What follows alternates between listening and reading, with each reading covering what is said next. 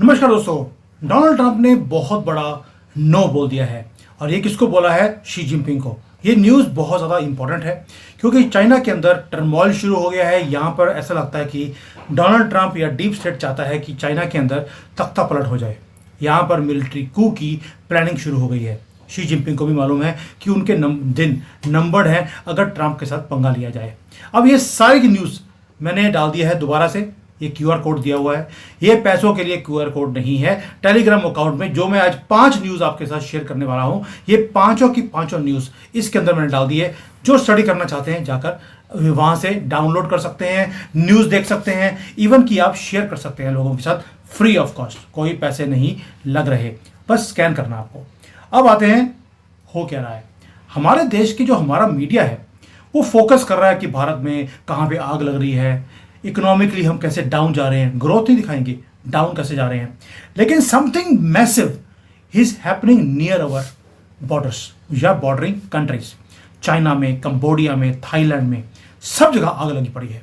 China में आग इसलिए बोल रहा हूं क्योंकि चाइना के अंदर जो शी जिनपिंग है उनका बिगेस्ट पॉलिटिकल क्राइसिस का टाइम वो शुरू हो गया है जब से वो पावर में आए हैं।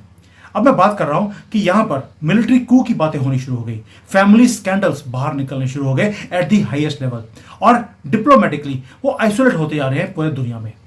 आज मैं हर न्यूज को ब्रेक डाउन करूंगा। बहुत इंपॉर्टेंट न्यूज है ये भारत के लिए, और ये भारतीयों को समझना पड़ेगा कि ये जो डेवलपमेंट्स हैं हमारे लिए खतरे की घंटी भी हैं। अब बोलेंगे यार चाइना तो दुश्मन कंट्री है, वहां पे अगर गवर्नमेंट गिरती है, उनके टुकड़े होते हैं, हमारे लिए फायदे की बात है।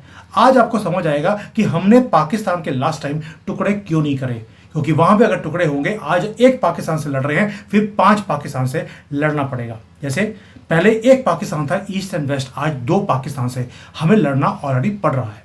पहला आते हैं डोनाल्ड ट्रंप का नो भी बहुत बड़े वाला नो किया है। शी जिनपिंग डेस्परेट थे कि डोनाल्ड ट्रंप किसी तरीके से चाइना की विजिट करें, क्योंकि यहां पर नवंबर में एक बहुत बड़ी 4th प्लेटफॉर्म की मीटिंग होने वाली है जहां पर सारे के सारे जो चाइना के थिंक टैंक्स हैं वो मिलने वाले हैं। ये सिर्फ एक डिप्लोमेटिक कर्टिसी की मीटिंग नहीं थी। शी जिनपिंग को एक इंटरनेशनल लेजिटिमेसी भी चाहिए कि भाई अपने कंट्री को दिखाना है कि डोनाल्ड ट्रंप खुद महाराज शी जिनपिंग को मिलने आए हैं। यानी कि शी जिनपिंग बोलते हैं मैं एम्परर, डोनाल्ड ट्रंप कहता मैं एम्परर। तो एक एम्परर बोलता है अपने लोगों को कि देखो दूसरे वालों को झुकाकर मैं अपने कंट्री में ले आया हूं। वैसे ही जैसे आजकल पाकिस्तान के आसिम मुनीर को वहां पर फ्री में खाना खाते हुए देखकर पाकिस्तानी बड़े उछल रहे हैं। अब ट्रंप ने क्या किया, एक फोन कॉल किया शी जिनपिंग के साथ, विच वॉज ब्रूटल। कोई विजिट नहीं होगा 2025 में, और 2026 का भी देखेंगे, यानी कि कोई कमिटमेंट नहीं है। और शी जिनपिंग के लिए ये डेथ वारंट की तरह है। वो भी किसके लिए? उनकी क्रेडिबिलिटी के लिए। उन्होंने बड़े भंगड़े डाले थे कि मैं डोनाल्ड ट्रंप को झुकाकर इस कंट्री में लेकर आऊंगा। डोनाल्ड ट्रंप जानते थे कि वो पॉलिटिकल गेन के लिए मेरी विजिट करवाना चाहते हैं, उन्होंने कैंसिल कर दिया। अब ये सीरियस हो रहा है दोस्तों भारत के लिए, क्योंकि जो यूएसए की इंटेलिजेंस एजेंसीज हैं उन्होंने एक्टिवली वर्क करना शुरू कर दिया मिलिट्री ऑफ चाइना के साथ। यानी कि चाइना की जो पीपल्स लिबरेशन आर्मी है उसके कुछ जनरल्स को अपने साथ जोड़ लिया है और उनको बोल रहे हैं तख्ता पलट कर दो।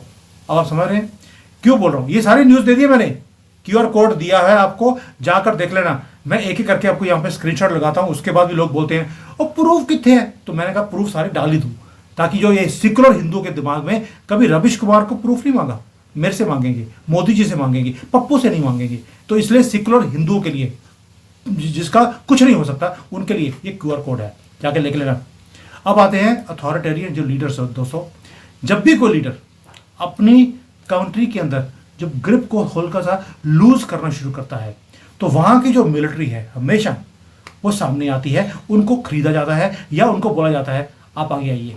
तो जो स्पेस शी जिनपिंग की कम हो रही है उसको मिलिट्री भरने की कोशिश कर रही है with the help of America, और यही अमेरिका का डीप स्टेट चाहता भी है। डोनाल्ड ट्रंप भी चाहते हैं, सॉरी डीप स्टेट नहीं चाहता, डोनाल्ड ट्रंप चाहते हैं कि चाइना को सबक सिखाया जाए। मैं पहले दिन से बोल रहा हूं चाइना टारगेट पर है, भारत नहीं है। अब आते हैं कि जो अमेरिका के मिलिट्री सोर्सेज हैं, इसीलिए उन्होंने क्या किया, 800 से ज्यादा ओवरसीज जो जनरल्स हैं उनको वापस बुला लिया। किसके लिए? बहुत बड़ी मीटिंग 30 सितंबर के बाद होने वाली है अमेरिका के अंदर। किसके लिए? जो अमेरिका के अंदर मुझे न्यूज़ मिल रही है, उनको लगता है कि चाइना के अंदर पॉलिटिकल इंस्टेबिलिटी बढ़ने वाली है और यहाँ पर जो रीजनल कॉन्फ्लिक्ट्स हैं वो बढ़ेंगे। वो क्यों? उसका रीज़न है कि जब जब चाइना के अंदर किसी भी राज्य का जब कंट्रोल अपनी प्रजा के ऊपर कम होना शुरू होता है, वो एक युद्ध शुरू करता है।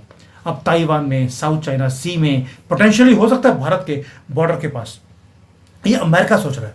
भारत को मालूम है चाइना हमारे साथ युद्ध नहीं करेगा, अगर करेगा तो पाकिस्तान के थ्रू करवाएगा, खुद नहीं करेगा। लेकिन वो ताइवान में, साउथ चाइना सी में कुछ बड़ा कर सकता है। इसलिए सारे जनरल्स को बुलाया गया है कि जो पॉलिटिकल इंस्टेबिलिटी है, इसका मतलब एक और युद्ध शुरू होने वाला है, उसकी प्रिपरेशन करनी जरूरी है। अब मैं आपको एक और मजे की बात बताता हूं कि चाइना के अंदर एक एस्ट्रोनॉमिकल फिनोमेना हुआ। सारा का सारा जो चाइना है वो सोचने लग गया यार ये हो क्या रहा है। एस्ट्रोनॉमिकल फिनोमेना जो था वो भी इतना बड़ा था कि यहां पर 2 सूरज दिखाई दिए। सूरज, वो भी 2-2। ये फोटो दिखा दो चलो आपको मैं। यहां पर चाइना में जो ट्रेडिशन है वो कहता है कि अगर 2 सूरज या 2 चंद्रमा आपको दिखने लग जाएं, इसका मतलब है कोई बहुत बड़ा चीज कंट्री में होने वाली है और हिस्टोरिकली जो गवर्नमेंट्स हैं वो चेंज हुई हैं। आप इन चीज़ों में बिलीव करें ना करें, फैक्ट ये है कि चाइनीज पीपल आज सोशल मीडिया पे, इवन की मेन स्ट्रीम मीडिया में, वो डिस्कस कर रहे हैं कि इनस्टेबल हमारी कंट्री होती जा रही है और पॉलिटिकल जो एटमॉस्फेयर है वो चेंज होने वाला है। अब ये तो हो गई न्यूज़। 2-2 सूरज दिख रहे हैं आपको, वो भी कहाँ पर? बेजिंग के ऊपर। दोस्तों एक चीज बताऊँ आपको मैं कि जो इंडियन डिफेंस प्लानर्स हैं उनके लिए नाइटमेयर सिनेरियो है 2 सूरज दिखना और चाइना के अंदर शी जिनपिंग का गिरना। क्योंकि जब गिरेगा तो है नहीं, गिरने से पहले जो वो बड़ी शिप होती है वो और छोटी छोटी शिप्स को अपने साथ डुबो देती है। डेस्परेट अगर शी हुए तो वो बॉर्डर कॉन्फ्लिक्ट शुरू करेंगे ही करेंगे ताकि डोमेस्टिक जो लोग हैं उनको यूनाइट किया जाए। और अगर मिलिट्री मूव करती है शी जिनपिंग के खिलाफ अमेरिका के साथ हाथ मिलाकर, तो वो कंप्लीट क्योस आ जाएगा चाइना के अंदर। और आपको मालूम है वो क्योस किसके पास आएगा? वो हमारे बॉर्डर तक आएगा। अब एक और स्कैंडल है जो चाइना के अंदर ब्रेकआउट हुआ। स्कैंडल था एक एक्टर जो मारा गया। मैं अभी यूक्रेन के ऊपर भी आऊंगा, बहुत इंपॉर्टेंट न्यूज़ है आपके साथ शेयर करनी है। ये एक्टर का मौत हुआ है। मौत भी क्या, इसका पेट काट दिया गया, सड़क पे फेंक दिया गया। और एंटरटेनमेंट इंडस्ट्री का ये बहुत बड़ी ट्रेजेडी थी चाइना के अंदर। इसका शी जिनपिंग के साथ लेना देना क्या है और इसके मरने से शी जिनपिंग का वर्स्ट नाइटमेयर शुरू कैसे हो गया?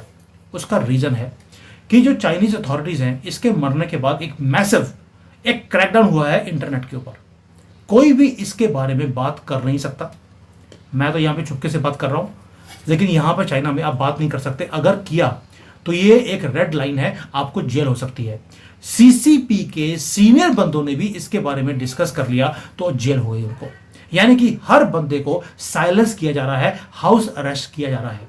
ये जो सुसाइड है ये क्यों इतना इंपॉर्टेंट है? क्योंकि शी जिनपिंग का ब्रदर एलिजेडली लोग बोलते हैं उसका जो ब्रदर है शी जिनपिंग का खुद का, वो इन्वॉल्व था इसके अंदर।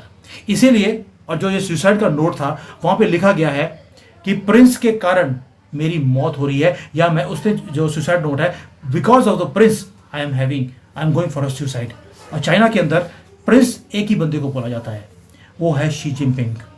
दोस्तों जो ये थिंक टैंक्स हैं चाइना के अंदर, उन्होंने बोल दिया कि जो क्रैकडाउन एक एक्टर के मरने के बाद जो तेज हुआ है, इसका मतलब है कहीं ना कहीं जो शी जिनपिंग की अपनी पावर है, ग्रिप है, वो कम होती जा रही है। और चाइना का जो 4th प्लानिंग आ रहा है नवंबर के अंदर, जहां पर सारी लीडरशिप ने मिलना है, उससे पहले ये अपनी पोजीशन को और स्ट्रांग कर रहा है। छोटी सी भी न्यूज़ को ये दबाते जा रहे हैं चाइना के अंदर कि कहीं उसको प्लानियम के अंदर यूज़ ना किया जाए इनके खिलाफ। अब आप सोच के देखिए, भारत के पर्सपेक्टिव की तरफ से चाइना की लीडरशिप खुद अपने सर्वाइवल के लिए लड़ रही है यहाँ पर इंटरनली। तो जब भी ये इंटरनली प्रॉब्लम में आते हैं, ये अग्रेसिव एक्सटर्नली होते हैं। हमारे बॉर्डर के ऊपर हो सकता है छोटी मोटी जैसे गलवान हुआ था और हुआ था, सिर्फ नेशनलिस्ट सपोर्ट लेने के लिए ये दोबारा से कुछ छोटी सी हरकत में भी दे करे। अगर मेरे से पूछेंगे, मुझे नहीं लगता कि ये हमारे साथ कोई झड़प करेंगे, ये पाकिस्तान के थ्रू करवाएंगे। दोस्तों अब आते हैं अगला चीज, यूक्रेन का। ये भी बड़ा इंपॉर्टेंट है भारत के लिए, क्योंकि एक तो चाइना को घेर लिया इन्होंने, एक अथॉरिटेरियन गवर्नमेंट है, दूसरा अब ये पुतिन के पीछे पड़ गए हैं। ट्रंप ने अभी तक बोला कि पुतिन मेरा फ्रेंड है, मैं उससे कुछ भी काम करवा सकता हूं। लेकिन ग्लोबल पॉलिटिक्स में कोई भी चीज स्टेबल नहीं रहती और ये भारत के लिए बहुत बड़े खतरे की घंटी है। कंप्लीट यू टर्न कर दिया है डोनाल्ड ट्रंप ने। क्या बोल दिया? उन्होंने बोल दिया यूक्रेन की पोजीशन के ऊपर कि अब आपको मैं एक एक इंच वापस लेकर दूंगा और अब आप पुतिन को ठोकना शुरू कीजिए। आपको मालूम है कि टोमाहॉक जो मिसाइल्स हैं अमेरिका की, उन्होंने यूक्रेन को देना शुरू कर दिया है और उनको यूक्रेन को बोल दिया मॉस्को को अटैक करो। अब ये मैटर क्यों करता है? देखिए, चाइना ऑलरेडी इनस्टेबल है, हो रहा है, वहां पर क्यों कराने की कोशिश की जा रही है ट्रंप की तरफ से। इधर रशिया के अगेंस्ट एक कोऑर्डिनेटेड अटैक नेटो की तरफ से अब अमेरिका भी वहां पर करवा रहा है यूक्रेन के थ्रू। यानी कि जितने भी ये कोऑर्डिनेटेड अटैक्स हो रहे हैं सिर्फ इसलिए हैं कि किसी भी अथॉरिटेरियन को बचने नहीं देना है, क्योंकि दुनिया में एक ही दादा रहना चाहिए, वो है डोनाल्ड ट्रंप। क्या ये आग भारत की तरफ नहीं आ सकती एक दिन? आप सोच के देखिए। और जब जब शी जिनपिंग, पुतिन, इनके ऊपर एग्जिस्टेंशियल थ्रेट आती है, अगर उनको यूक्रेन से या अमेरिका से या ताइवान से आएगा, तो ये दोनों काम एक ही करेंगे, ये दोनों इकट्ठे हो जाएंगे और ये दुनिया के लिए प्रॉब्लम्स क्रिएट करेंगे। यूक्रेन का जो प्रेसिडेंट है वो जोकर ज़ेलेंस्की, उसने पब्लिकली बोल दिया कि मेरे पास अब लॉन्ग रेंज मिसाइल्स आ रही हैं, मैं रशिया के अंदर किसी और चीज को तबाह नहीं करूंगा, अब मैं सीधा क्रेमलिन यानी कि पुतिन के घर को अटैक करूंगा। दोस्तों, ये मिलिट्री एस्केलेशन नहीं है, ये पोटेंशियल डेथ वारंट है पुतिन के लिए। यानी कि एक डेथ वारंट शुरू कर दिया शी जिनपिंग के लिए, दूसरा पुतिन के लिए। पुतिन बार बार बोल रहे हैं कि अब मेरी लड़ाई सिर्फ यूक्रेन से नहीं हो रही, वो नेटो के साथ भी है।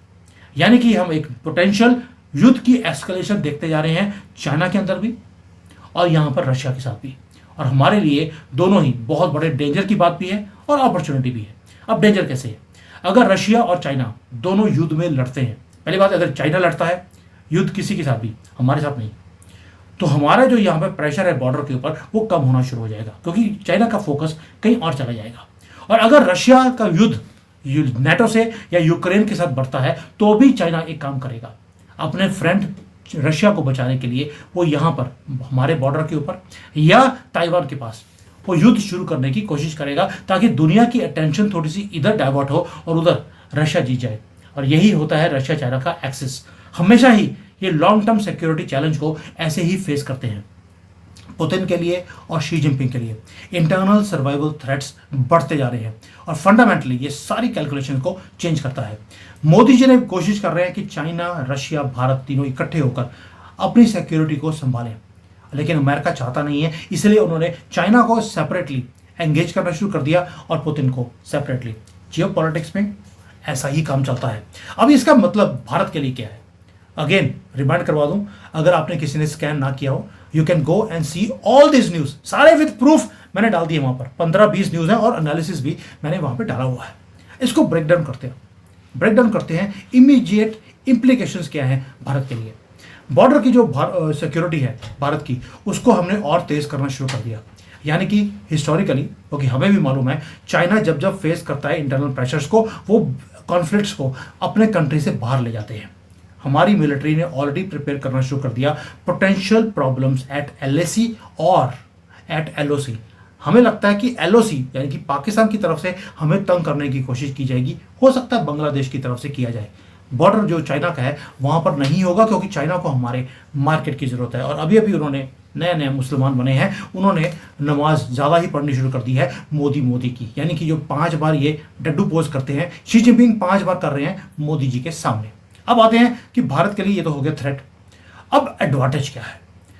ये हमारे लिए इकोनॉमिक अपॉर्चुनिटी मैसिव है, क्योंकि जैसे ही रशिया या चाइना किसी कॉन्फ्लिक्ट में फंसते हैं तो जियोपॉलिटिकल टेंशन जब बढ़ती हैं तो सप्लाई चेन्स चेंज होते हैं, शिफ्ट होते हैं। यानी कि जो चाइना से अब जो कंपनियों ने बाहर निकलना है, उसकी एक्सेलरेशन भारत की तरफ वो होनी शुरू हो जाएगी, ताकि हमारा जो मैन्युफैक्चरिंग है और टेक्नोलॉजी का जो सेक्टर है वो बढ़ने वाला है भारत में। दूसरा डिप्लोमेटिक लीवरेज भी है।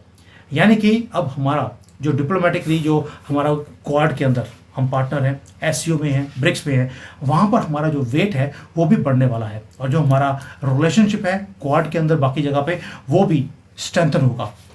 यानी कि साउथ ईस्ट एशिया, जिसको इंडो पैसिफिक बोला जाता है, या यूरोपियन कंट्रीज हैं, या लैटिन अमेरिका है, या अफ्रीका है, सब जगह पर फोकस अब भारत के ऊपर होगा, क्योंकि हम एक डेमोक्रेटिक कंट्री है, स्टेबल कंट्री हैं। पागलपन नहीं है हमारे पास कोई अथॉरिटेरियन का, किसी कंट्री को अपने कब्जे में करने का हमारी प्लानिंग ही नहीं है।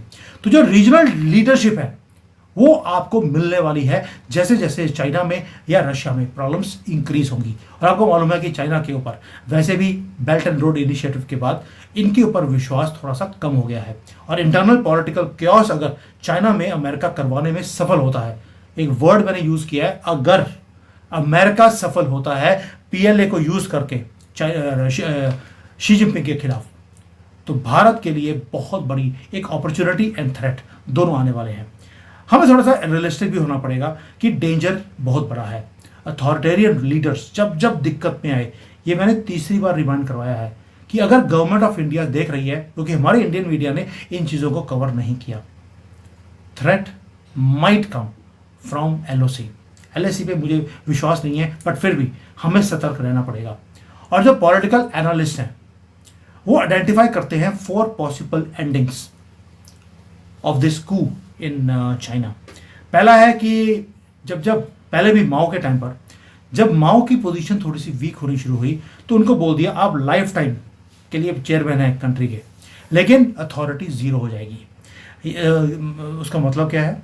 मतलब ये है कि आप प्रेसिडेंट तो हैं लेकिन पावर जीरो है, जैसे दंग शाओपिंग के साथ किया था। तीसरा है कि आपको डिग्निफाइड एग्जिट मिल जाएगा कि नया प्रेसिडेंट चूज कर लिया, आप बाहर निकल जाइए। और चौथा, मैं उसके बारे में बात नहीं करना चाहता हूँ क्योंकि पॉलिटिकल डिस्ट्रक्शन कम्युनिस्ट कंट्री में कैसे होती है उसके बारे में अभी हम बात नहीं करते हैं। यानी कि एज जो सिनेरियो है, ये 4 सिनेरियो मैंने बताए, ये भारत का रिस्पॉन्स चारों में डिफरेंट आएगा और चारों के लिए हमें अब से प्रिपेयर करना पड़ेगा। चाइना क्या करता है, अगर डोनाल्ड ट्रंप प्रेसिडेंट बनेंगे तो ये फाइल खुलेगी, अगर जो बाइडेन फाइल बनेंगे या कमाला हैरिस बनेगी तो फाइल ये वाली खुलेगी। वैसे ही भारत को 4 फाइलें अब बनानी पड़ेगी क्योंकि अगले 2 महीनों में शी जिनपिंग का जो फेट है, फ्यूचर है, वो डिसाइड हो जाएगा। और पूरा का पूरा एशिया का जो बैलेंस है या इम्बैलेंस है, it is going to happen and we have to be ready for all this things. दोस्तों, ये चाइना का, रशिया का इंटरनल पॉलिटिकल इशू नहीं है, ये भारत के भी बहुत बड़ा इशू है क्योंकि भारत की पोजीशन ग्लोबल वर्ल्ड ऑर्डर में, वो इन न्यूज़ के होने या ना होने से हमारी पोजीशन भी चेंज होती है। इसलिए ये वीडियोस मैं आपके लिए बना रहा हूँ। आपको मालूम है कुछ न्यूज़ मैंने यहाँ पर वो दी हैं जो चाइना में बैठकर अलाउड नहीं है, मैंने इसलिए छुपे हुए, ढके हुए तरीके से मैंने आपके सामने रख दिया so that you know what is happening. Thank you. जय हिंद एंड वंदे मातरम।